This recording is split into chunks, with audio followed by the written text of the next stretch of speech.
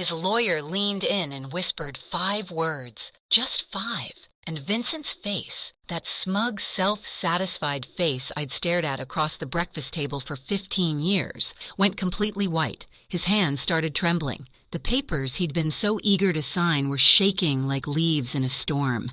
And me? For the first time in 3 years, I smiled. But I'm getting ahead of myself. Let me start from the beginning, because you need to understand how we got here. How a woman everyone thought had lost her mind actually played the longest, most patient game of her life. My name is Alexis Dunst. I'm 34 years old, and until 3 months ago, I was married to Vincent Mercer. 15 years of marriage. That's longer than most Hollywood relationships, longer than some small countries have existed, and definitely longer than my patience should have lasted. But I'm a stubborn woman. I get it from my grandmother. I met Vincent when I was 17. I'd graduated high school early, not because I was some genius, but because I was practical and motivated and really, really wanted to get out of my parents' house. I got a job at Henderson and Price Law Firm as a file clerk. Minimum wage, maximum paper cuts, but it was mine. By 18, I'd worked my way up to legal assistant. I was good with details, good with numbers, good with keeping my mouth shut and my eyes open. Vincent was 24 when we met at a client event. Charming, ambitious, full of dreams about building a real estate empire. He talked about the future like it was already his, like success was just waiting for him to show up and claim it. He said he was going to build something incredible. I said I'd help him file the paperwork. Romance, right? We got married when I was 19. Tyler came along when I was 20. I kept working at the law firm part-time while raising our son, building up my 401k, saving every spare dollar. My grandmother always said a woman should have her own money, not secret money, she'd clarify. Just her own, something nobody could take. At 23, Vincent's business finally took off. He asked me to quit the law firm and help him full-time. He needed someone to manage the books, handle clients, coordinate with contractors, someone he could trust completely.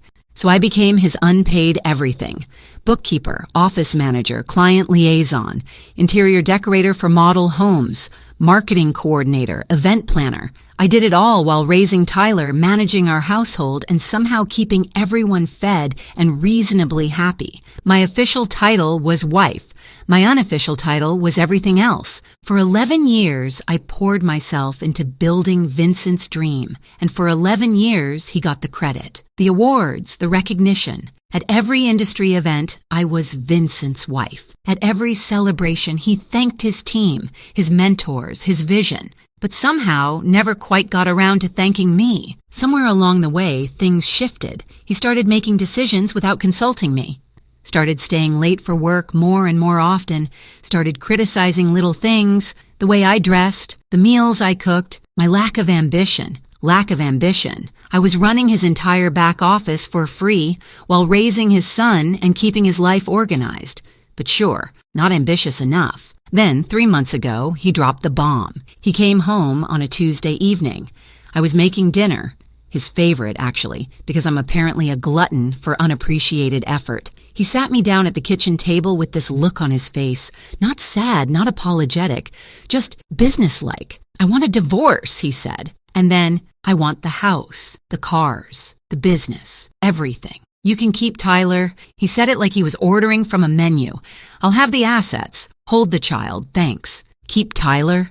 Like our 15-year-old son was a leftover pizza? Like he was an inconvenience being graciously allowed to stay with me? I just stared at him. 15 years of marriage. And this was how it ended, at our kitchen table, between the salt shaker and the butter dish, like I was just another item he was discarding. What I didn't know in that moment, what I wouldn't find out until later, was that Vincent had been planning this for months. He already had a lawyer, Harold Whitfield, expensive and experienced. He'd been building his exit strategy while I was meal prepping and scheduling his dentist appointments. I'd been blindsided by a man I'd trusted with everything. The next day, his mother showed up, Lorraine Mercer, a woman who had treated me like the help for 15 years, arrived with her perfectly styled hair and her perfectly practiced sympathy face. She patted my hand and told me I should have tried harder to keep him happy. Men have needs, dear, she said. like she was explaining something complicated to a slow child. Lorraine's advice on marriage was always fascinating, considering her husband spent 7 days a week on the golf course specifically to avoid being in the same room as her. But sure, I was the problem. That first week was a blur. Vincent moved me to the guest room. He had documents drawn up, settlements proposed, timelines established. Everything was moving so fast, and I felt like I was drowning. Everyone saw a woman whose world had just collapsed, a wife being thrown away after 15 years of service, a victim who didn't see it coming. But here's the thing. What Vincent didn't know, what nobody knew, was that I'd found something 3 years ago, something buried in his own financial records, something he thought was hidden forever. And I'd been quietly, patiently preparing ever since. Before we continue, if you're enjoying this story, please hit that subscribe button and tell me in the comments where you're watching from and what time it is there. I read every single comment. Thank you. Back to the disaster. Within a week of the announcement, Vincent had completely taken control. The guest room became my permanent residence in what used to be our home. My closet shrank from a walk-in to 2 small sections he graciously allowed me to keep. The message was clear. This isn't your house anymore.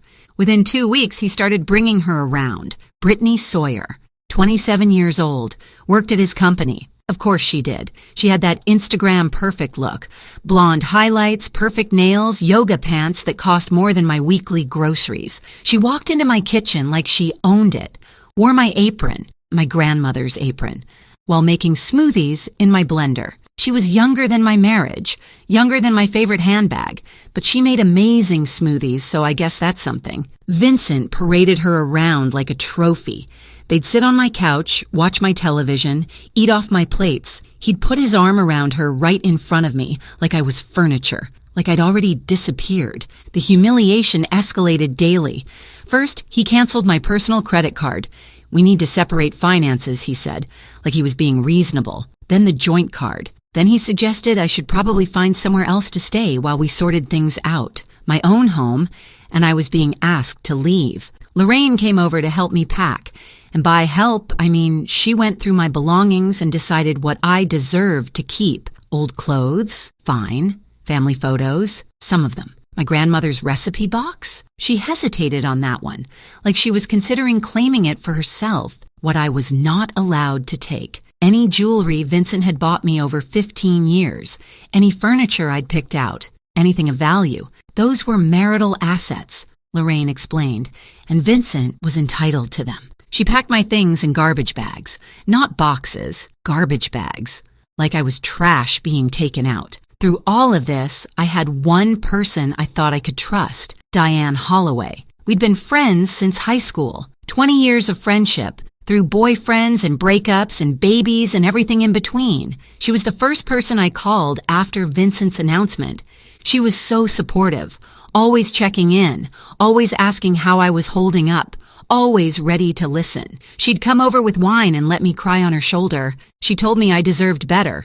She told me Vincent was making a huge mistake, but something felt off. Little things at first. Vincent seemed to know my plans before I made them. When I mentioned to Diane that I was thinking about fighting for the house, Tyler came home the next day saying Dad told him it wouldn't work. When I told Diane I was looking at apartments in a specific neighborhood, Vincent made a comment about that exact area being too expensive for me. Then it clicked. Looking back, I should have seen it years ago. The way Diane always lit up when Vincent walked into the room. The way she'd compliment him just a little too much, laugh at his jokes just a little too hard. She always asked about him first whenever we talked. How's Vincent? How's the business? Is Vincent happy? She'd been carrying a torch for my husband for 15 years. And Vincent, because he collected admirers like some people collect stamps, knew exactly how to use it. He made her feel special, important, not like other women. He probably implied they'd get together after the divorce, gave her just enough hope to keep her loyal. My best friend was his spy. 20 years of friendship sold out for some flirting and empty promises.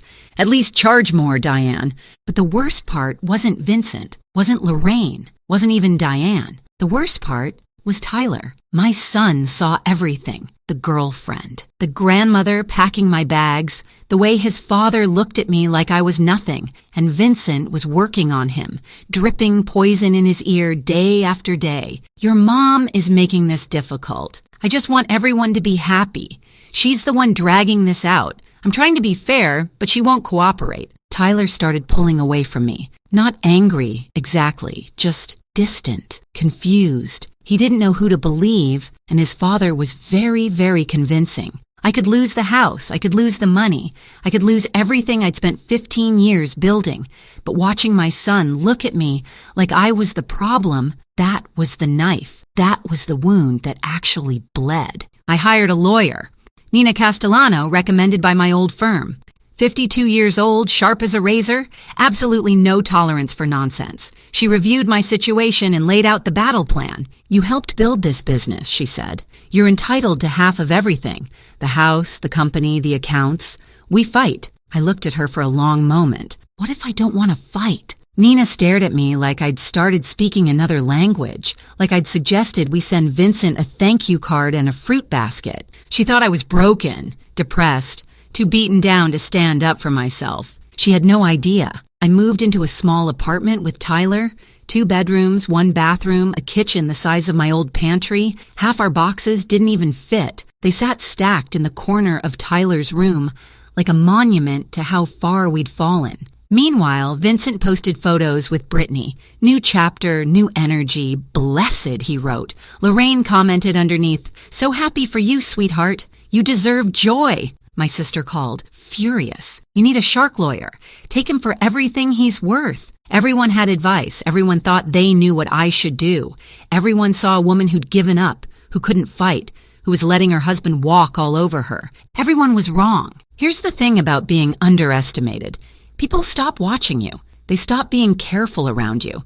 They stop guarding their secrets. And that's exactly when you learn everything you need to know. 3 years. That's how long I'd been carrying this secret. That's how long I'd known the truth about Vincent Mercer and his glittering, glamorous, completely fake empire. It started on a random Tuesday night, 3 years before the divorce. Vincent was working late again. He was always working late by then, though I didn't yet know what that really meant. I was going through the company books, reconciling accounts, doing the unglamorous work that kept his business running, and I found something strange. A transfer to an account I didn't recognize, then another, then a pattern. Money flowing out of our accounts into places I'd never seen before. I dug deeper. I stayed up until 3 a.m, following the trail. What I found made my blood run cold. Vincent had been taking loans against everything we owned. The house, our beautiful house that everyone admired,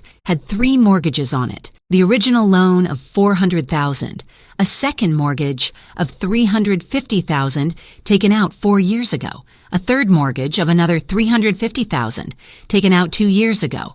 Total owed $1.1 million.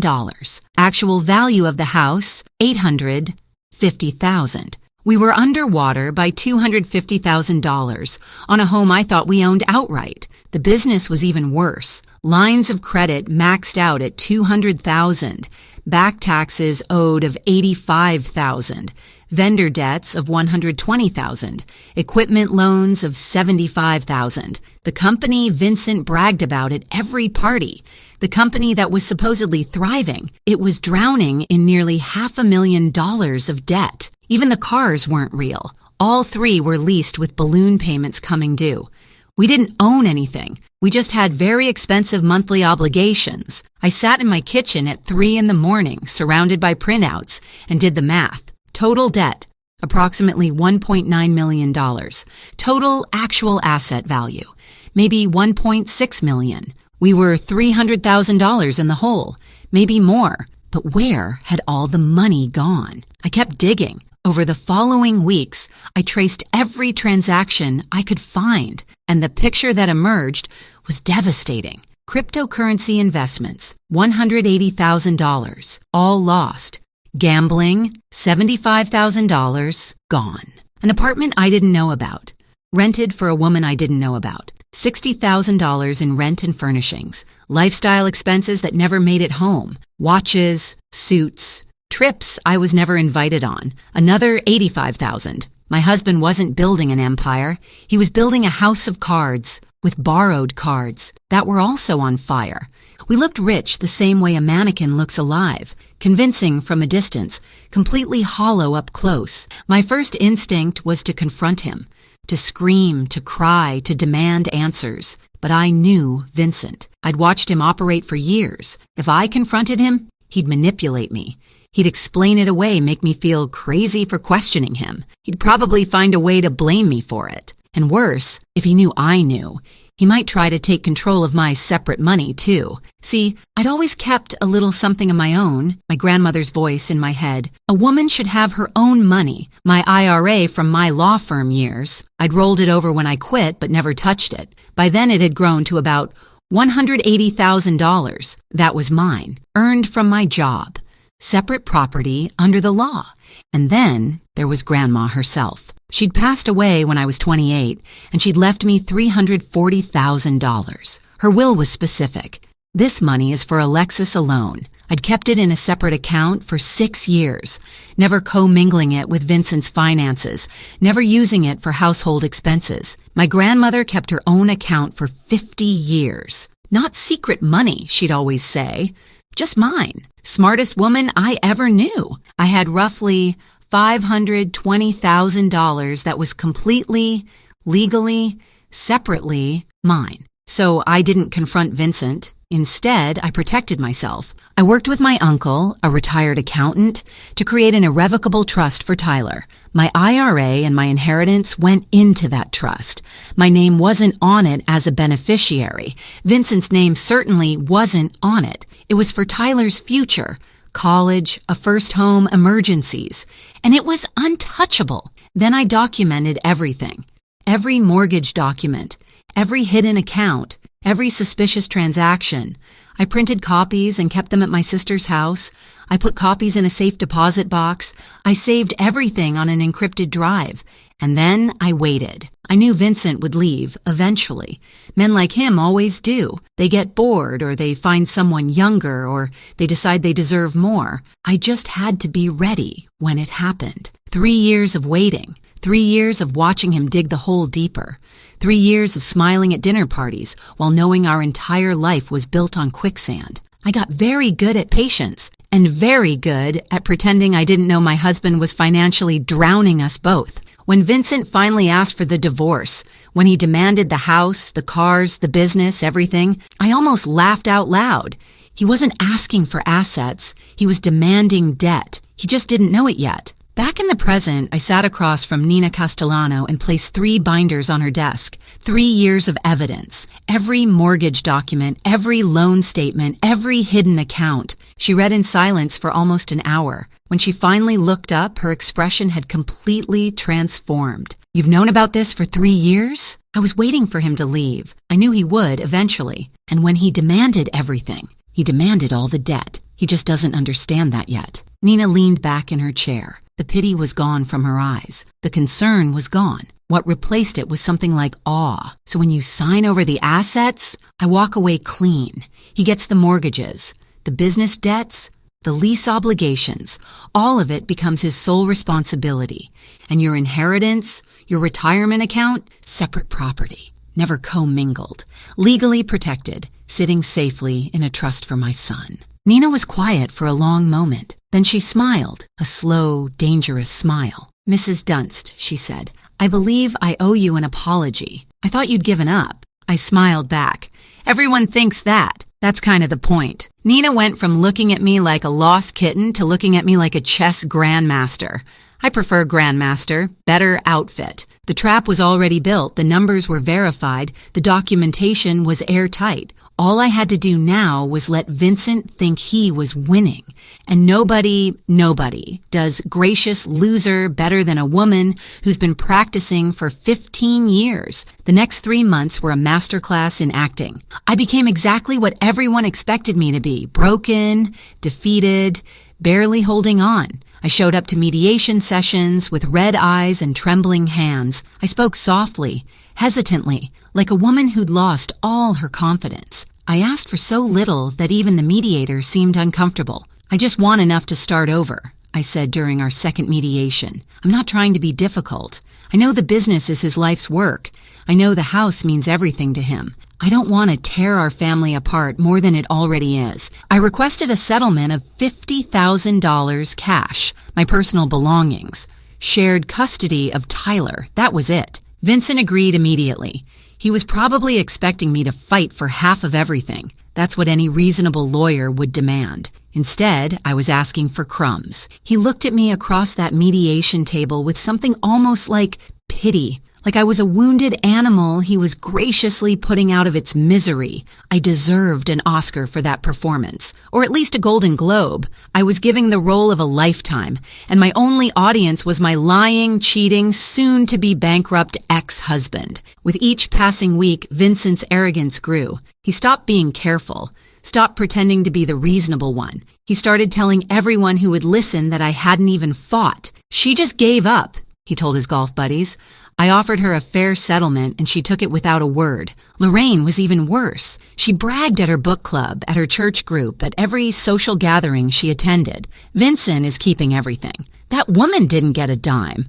I always knew she wasn't strong enough for my son. To celebrate his upcoming victory, Vincent bought himself a new watch, $15,000. I know because I saw the charge on the business account. He was still using company money for personal expenses, still digging that hole deeper. He wore it to our next mediation session, making sure I noticed. He also took Brittany to dinner at La Maison, the French restaurant where we'd celebrated our 10th anniversary. He posted photos on social media. "Life is good when you're with the right person," he wrote. The right person. He meant the person who didn't know about his debt yet. Meanwhile, Brittany had started redecorating my house. New furniture in the living room. New art on the walls. She even painted my kitchen. Gray. She painted it gray. I spent 3 weeks choosing that sage green. 3 weeks of paint samples and lighting tests and driving myself crazy trying to get the perfect shade. And she painted over it with builder-grade gray. Like it was nothing. Gray. Like her personality, like her future with Vincent once she found out he was broke. Very fitting, actually. Diane kept calling, fishing for information under the guise of friendship. I played along perfectly. "How are you holding up?" she'd ask, her voice dripping with fake concern. "I just want it to be over," I'd tell her, making my voice crack slightly. "I can't fight anymore. I don't have the energy." Within hours, Vincent would know. I could practically see him relaxing, letting his guard down even further. Diane thought she was playing me. She was actually just being a messenger service, not a very expensive one either. But while the adults were playing their games, Tyler was watching, and my son, my smart, observant, wonderful son, was starting to notice things that didn't add up. He noticed his dad's new $15,000 watch, but heard Vincent tell him they couldn't afford the school trip to Washington, D.C. He noticed Brittany's shopping bags piling up in the foyer, but heard Vincent complain about money being tight. He noticed the disconnect between the lifestyle his father was projecting and the excuses he kept making. One evening, Tyler came to my tiny apartment and sat down at my secondhand kitchen table. He looked at me with those serious eyes, so much like his father's, but with something Vincent had lost long ago. "Honesty." "Mom," he said quietly, "is Dad actually rich?" I looked at my son for a long moment. "What do you think?" He was quiet, processing. "I think something's not right. I think he's pretending." I reached across the table and squeezed his hand. "Trust me, just wait a little longer." My 15-year-old figured out something was wrong before 2 lawyers and a certified accountant did. I should bill his college fund for consulting fees. Behind the scenes, Nina was preparing our legal strategy with surgical precision. The main divorce agreement stated clearly that I was relinquishing all claims to marital property. The house, the business, the vehicles, everything would go to Vincent. In exchange, I would receive my modest cash settlement and walk away. But attached to that agreement was an addendum, a detailed liability disclosure statement. Every debt, every mortgage, every loan, every obligation tied to those assets.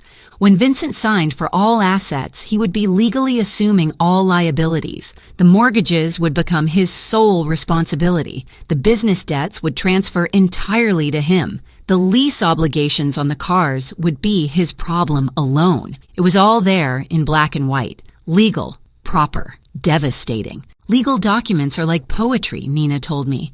Boring, expensive poetry that can ruin someone's life. My favorite kind. 2 weeks before the final hearing, Harold Whitfield, Vincent's lawyer, called Nina with concerns. My client is assuming significant assets, Harold said carefully. I'd like to request a full financial audit before we finalize, just to verify everything. Nina kept her voice neutral. Of course.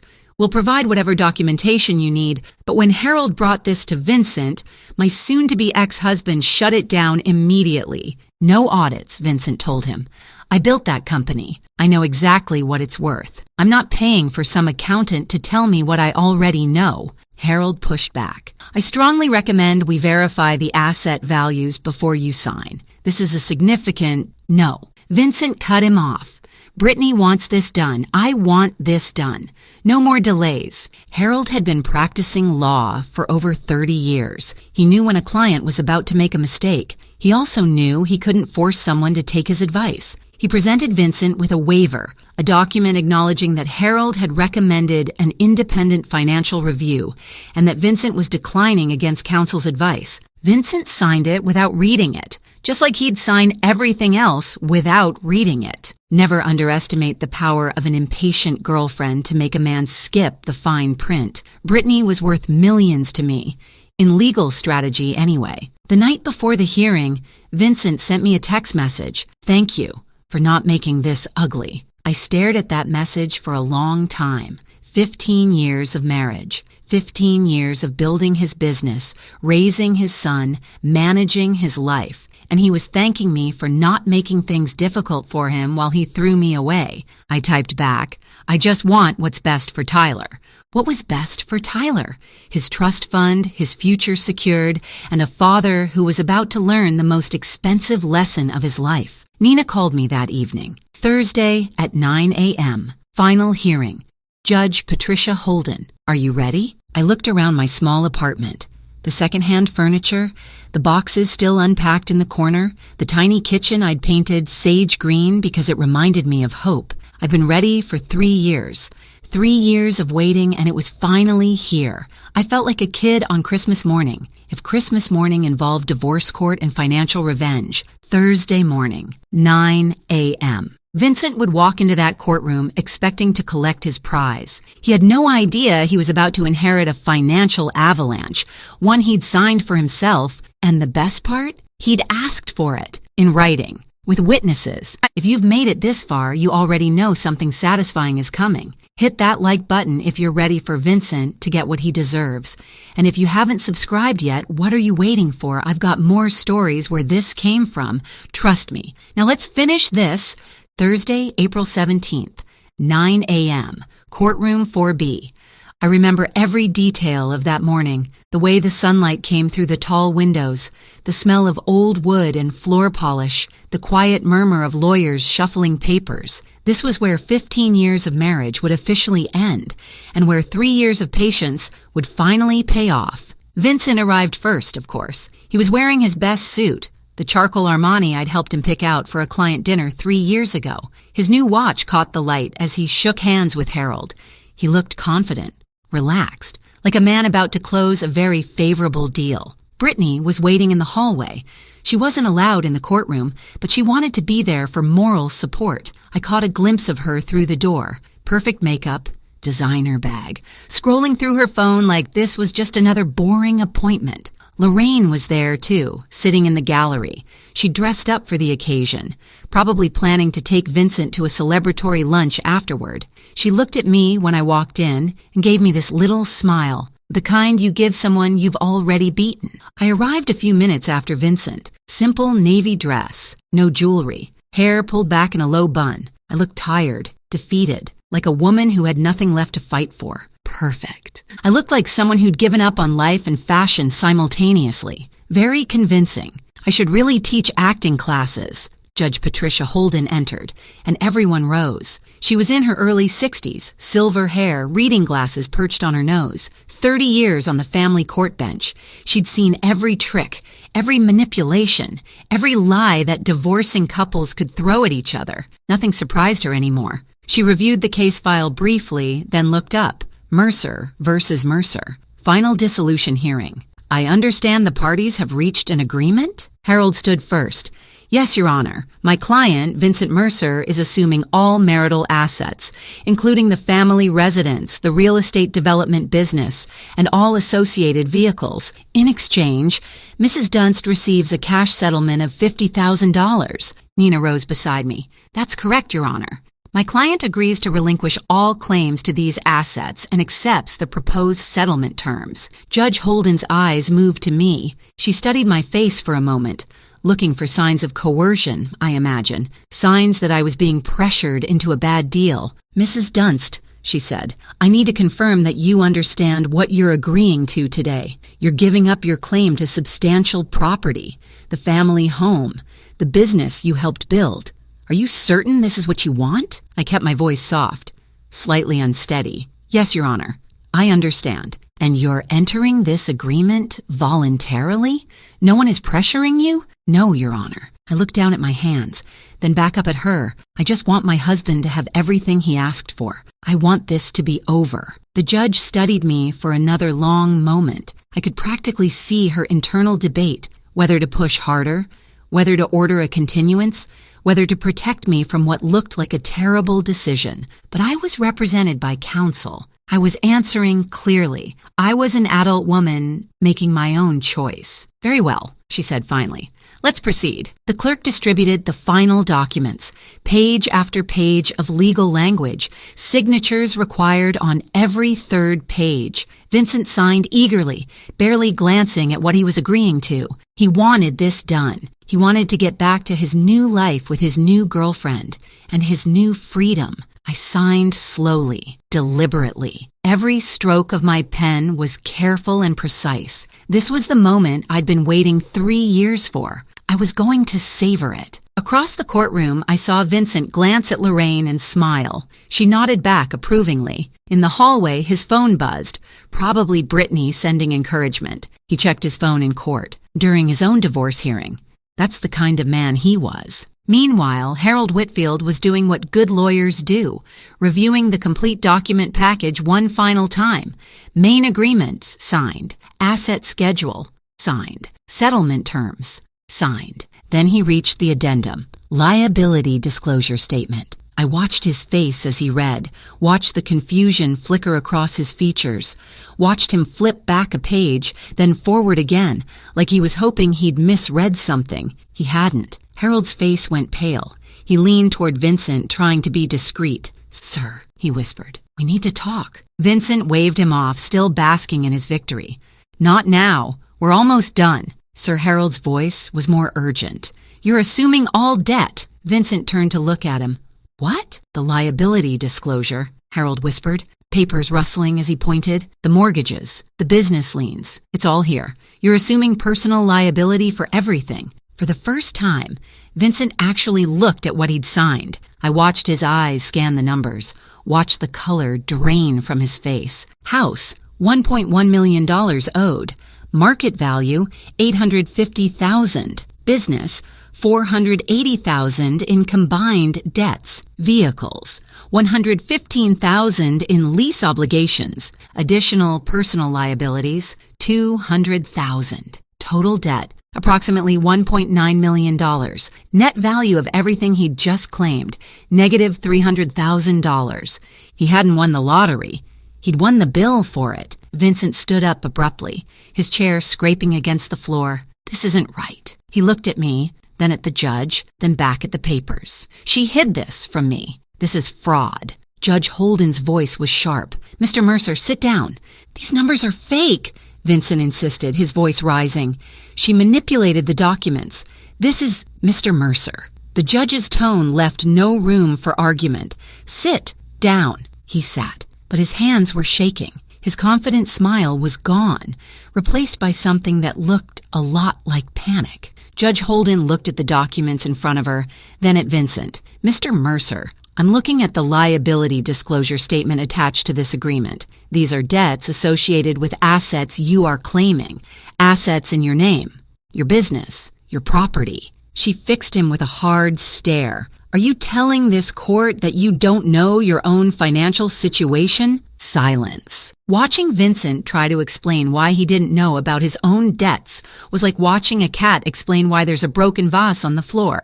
Fascinating and completely unconvincing. Harold cleared his throat. Your Honor, I should note that I advised my client to conduct an independent financial review prior to this hearing. He declined. I have documentation. He produced the waiver, the one Vincent had signed without reading, the one that said, in clear legal language, that Harold had recommended a full audit, and Vincent had refused.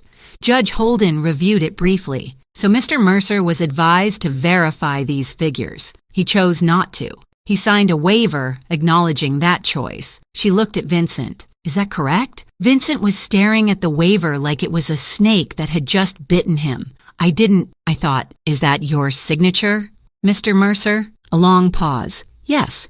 Then you assumed this risk voluntarily. Judge Holden's voice was matter of fact. You had the opportunity to investigate.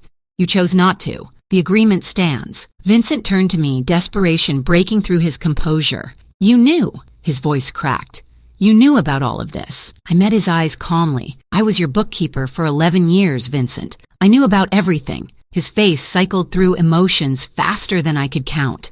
Confusion, rage, betrayal, fear, and finally, the one I'd been waiting for, realization, the understanding that he'd done this to himself. I want to withdraw the agreement, Vincent said, turning back to the judge. I didn't understand what I was signing. This isn't fair. Judge Holden shook her head. Mr. Mercer, you signed documents before this court stating you understood and agreed to all terms. You were represented by competent counsel.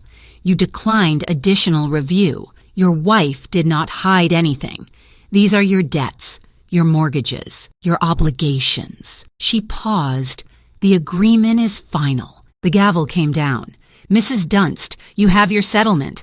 Mr. Mercer, you have the assets as agreed, along with all associated liabilities. This marriage is dissolved. I stood, smoothed my dress, picked up my purse. Then I looked at Vincent one last time. He was slumped in his chair, papers scattered in front of him, his whole world collapsing around him. You said you wanted everything except Tyler, I said quietly. I gave you exactly what you asked for. I walked out of that courtroom without looking back. In the hallway, I could hear Vincent's voice rising, yelling at Harold, demanding to know how this happened, threatening lawsuits. Harold's calm responses. I told you to get an audit. I have it in writing. You refused. Through the glass doors, I saw Brittany's face change as she listened, saw her look at Vincent, really look at him, and see something other than the successful businessman she'd thought she was getting. She was gone before I reached the elevator, moving fast, heels clicking on the marble floor, not looking back. Brittany's exit was faster than her entrance into my marriage. At least she was consistent. I stepped outside into the April sunshine. The sky was blue. The air was warm. Somewhere behind me, my ex-husband was screaming at his lawyer about fairness and fraud and how none of this was his fault. Ahead of me was a new life, smaller than before, simpler, but completely, entirely mine. The collapse happened faster than I expected. Within 2 weeks, Brittany had moved out of the house, packed her things in the middle of the night, left a note that said, "This isn't what I signed up for." The gray kitchen sat empty. Within a month, Vincent tried to sell the house. But when you owe more than something is worth, there are no buyers. Just banks calling about missed payments and realtors suggesting short sales. Within 2 months, the business started defaulting. Vendors filed lawsuits. The line of credit was frozen. The company that Vincent had spent 15 years building, the company I had spent 11 years supporting, was crumbling into dust. Within 3 months, Vincent was meeting with bankruptcy attorneys. The man who'd once bragged about his empire was now calculating which assets he could protect from creditors. The answer was almost nothing. Lorraine's perfect son was calling family members asking for loans, showing up at relatives' houses with excuses and explanations. Nobody knew about the debt. Alexis must have hidden it somehow. I was tricked. But the documents told a different story. The mortgages were in his name. The loans were in his name. The gambling debts, the crypto losses, the secret apartment, all his choices, all his signatures. I heard that Lorraine's Christmas newsletter that year was very short. Vincent is exploring new opportunities. Yes, opportunities in debt restructuring. The parallel conflicts resolve themselves with a kind of poetic symmetry. Diane called me about a week after the hearing. Her voice was shaking. I had no idea things were this bad. I'm so sorry, Alexis. I never meant for... I thought Vincent and I didn't answer, didn't respond, didn't give her the closure she was looking for. Some bridges aren't meant to be repaired. Some friendships don't deserve a second chance. 20 years of history betrayed for a wink and empty promises from a man who used everyone around him. She tried calling 3 more times. Then she stopped. I imagine she's still waiting for Vincent to notice her. She'll be waiting a long time. Lorraine tried a different approach, going through Tyler. Tell your mother I didn't know about the money problems. Tell her I'm sorry for how I treated her. Tell her I want to talk. Tyler looked at his grandmother, the woman who'd packed his mother's belongings in garbage bags, who'd called his mother worthless, who'd sided with his father without a single question, and said, Mom's busy building her life. She doesn't have time for excuses. Lorraine wanted forgiveness. I wanted peace. Guess which one of us got what we wanted? Tyler, my wonderful, smart, observant son. He finally understood everything, not because I explained it, but because he figured it out himself. He saw the court documents. He heard his father's excuses. He watched Brittany leave, watched Lorraine scramble, watched the whole facade collapse. One evening, about a month after the divorce, he sat with me in my small apartment, the one with the sage green kitchen, the one with the secondhand furniture and the boxes finally unpacked. You waited 3 years, he said quietly. You knew this whole time and you just waited. I wanted to make sure you were protected, I told him. Whatever happened between your father and me, I needed to know you'd be okay. The trust fund, $520,000 safe and untouchable. He was quiet for a moment. Then he hugged me, really hugged me. The kind of hug I hadn't gotten from my 15-year-old son in months. The kind that said, I understand. The kind that said, I'm proud of you. 15-year-old boys don't usually hug their mothers voluntarily. I knew I'd done something right. My $50,000 settlement went toward getting established. First month's rent, security deposit, basic furniture that wasn't falling apart. It wasn't luxury, but it was stability. The trust fund stayed exactly where it was. Tyler's future, college, maybe a first home someday, a safety net that nobody could take from him. And me, I enrolled in interior design courses at the community college, the dream I'd put on hold when I was 23 to help Vincent build his empire. I was finally building my own. I started small. My first real client was a woman named Sandra, 52 years old, just ending a 28-year marriage. She was standing in her empty new apartment looking lost when she asked me, how do you start over? I thought about it for a moment. One room at a time, one color at a time, one day at a time. We painted her kitchen sage green. She cried when she saw it. Happy tears, she said. The color of new beginnings. About 3 months after the divorce was finalized, Vincent showed up at my apartment. I barely recognized him. He'd lost weight. Not the healthy kind. Dark circles under his eyes. His suit was wrinkled. His watch was gone. He looked like a man who'd been through a war and lost. He stood in my doorway, and for a moment, I almost felt sorry for him. Almost. I didn't know it was this bad, he said. His voice was hoarse. I made mistakes. I know that now. But I didn't mean for any of this to happen. I leaned against my doorframe and looked at him, really looked at him. This man I'd loved for almost half my life. This man who'd thrown me away like garbage. This man who was now drowning in the consequences of his own choices. Can we talk? He asked. Maybe we can figure something out. I don't know. Maybe we could. He couldn't even finish the sentence. Couldn't bring himself to ask for what he actually wanted. Help. My help, after everything. You asked for everything except Tyler, I said calmly. You got exactly what you wanted. Alexis, please. Goodbye, Vincent. I closed the door. He stood in the hallway for 10 minutes. I know because I watched through the peephole while eating ice cream. Best show I'd ever seen. 5 stars. Would watch again. That evening, after Tyler went to bed, I sat in my small living room and looked at my grandmother's photo on the shelf. The recipe box was next to it. The one thing Lorraine had almost taken. The one thing that mattered most. You were right about everything, Grandma, I said quietly. Keep your own money. Know your worth. And never let anyone make you feel small. The apartment was quiet, small, nothing like the house I'd lived in for 15 years, but it was mine. Every paint color, every piece of furniture, every decision, mine. And for the first time in longer than I could remember, I was free. Thank you so much for watching.